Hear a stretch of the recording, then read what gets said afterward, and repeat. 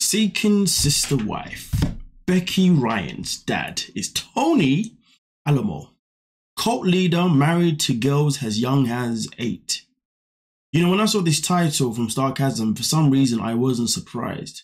And then I realized why I wasn't surprised, because even if you go back to sister wives, you know, we did see, I believe it was Christine's history, there was some sort of, you know, family tree around that as well. I could be wrong, but I know there was someone in the family that, you know, linked back to something.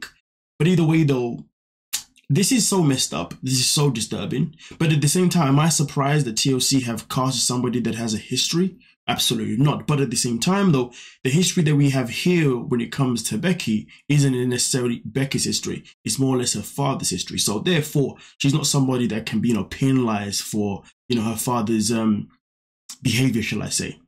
But listen, let's really get into some of the details that's given to us here regarding the situation when it comes to her dad. Now, of course, he does obviously give us a nice little cheeky recap of exactly what went down when Becky was first introduced to Seeking Sister Wives season 5. And as you can see here, you know, Becky and Justin Ryan, Becky reveals that her dad was a pastor at a church where polygamy was accepted. Growing up in a polygamous household to me was never a negative, Becky said. The statement is shocking considering Becky's dad, stepdad actually was Tony, a cult leader who married multiple underage girls as young as 8 years old. Tony, born Bernie Lazar Hoffman, was sentenced to 175 years in prison in 2009 after being found guilty of transporting 5 girls across state lines for intercourse. Being in high school, make sure you guys still see what I'm seeing here. Right, being in high school and being married was actually kind of normal where I was. Becky says in her intro after revealing she was 16 when she married 19-year-old Justin, which is obviously the person that she's with now. And imagine that. Now, of course, I think 16 isn't a legal age. No, 16 is a legal age for losing your virginity, isn't it? Either way, though, it doesn't make things right, does it now? We weren't the first teen to get married young. You know, Becky continues, our church believed in polygamy as an option. My dad was the pastor of the church and he studied the Bible a lot. He got other wives as he was finding all of these scriptures that prove that it is okay to do. Okay, you may have found the scriptures that allegedly say that it's okay to do, but I can't imagine these scriptures ever sitting there and saying that it was okay for a woman, no, it was okay for him to be with underage girls. Now, I know that there was a time many years ago. We're talking about like the Shakespeare days. And I'm not talking about Shakespeare's freaking stories because obviously they're just stories. I'm talking about like all those stories, because look at it this way. Romeo and Juliet in the story actually, I believe, around about the age of 13, 14. So I do know long time ago, once a woman hit a puberty, everything was a-okay for her to go out there and sleep around and do da-da-da-da-da-da. But that's not the times that we live in now, okay? Now, of course, even the times when this man was about, and obviously he was doing his madness, this stuff wasn't legal, you know what I mean? So even if there was a passage somewhere that said in the scriptures that it was okay to do this with young girls, yeah, I mean, if anything, it is definitely outdated. And if anything, it's something that he used to manipulate his narrative to become this disgusting person. Of course, if I'm a little bit off of my information there, I do apologize. It's been a long time since I've really tracked back and, you know, the levels of that. But either way, though, I hope you guys understand the gist of what I'm saying and you already know what I'm talking about as well. Becky made the statement about being nothing negative about her upbringing. Growing up in a polygamous household to me was never a negative. I guess sometimes I might have felt like, oh, my dad doesn't really have much time for me now, but I also got other people to talk. There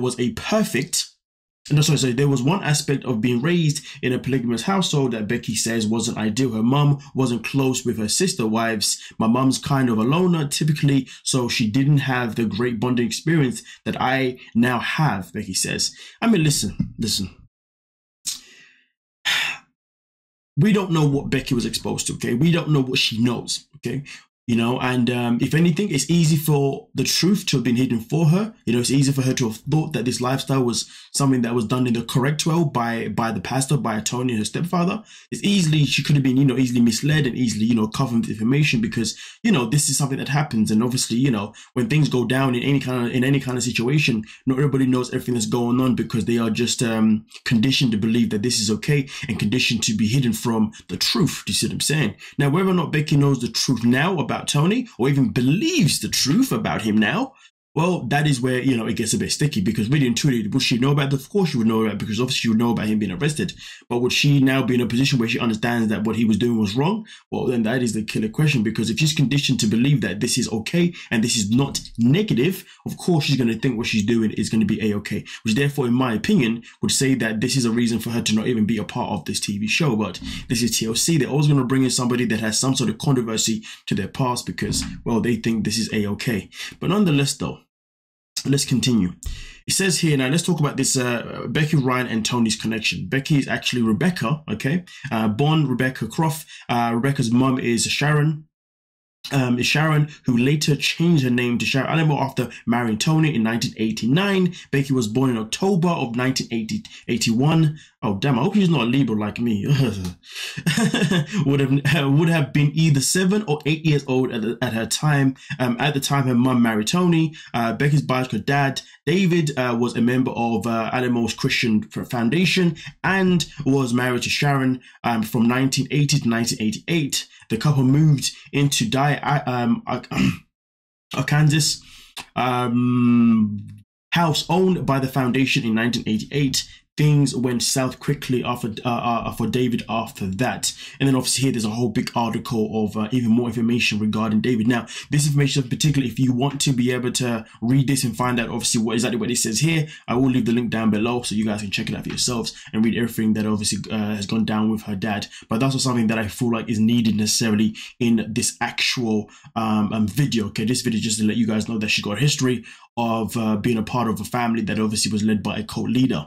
And obviously this whole article definitely gives you more information if you guys do want to dive in. There's also a video here that clearly isn't accessible for me, but there's also another video here that gives you another even more in-depth information regarding everything that happened with Tony. But of course here I'm not here to necessarily, you know, speak about Tony in particular. I'm here just to give you guys the connection between Tony and Becky, and also obviously, you know, why Becky sees her life being the way it is because of the influence that she's had over the years. But again, like I said before, I will leave the link down below if you guys want to dive in a bit more to find out more, but obviously what went down with Tony himself in particular.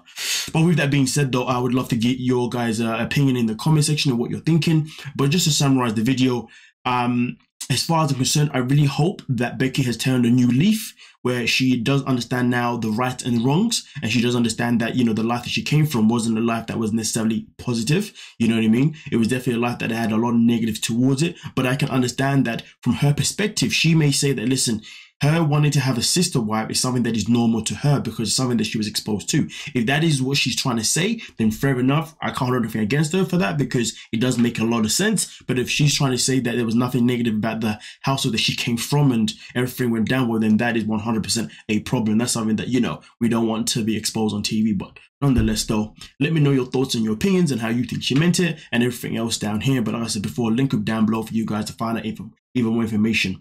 But with that being said, don't forget to like, subscribe, and of course, peace.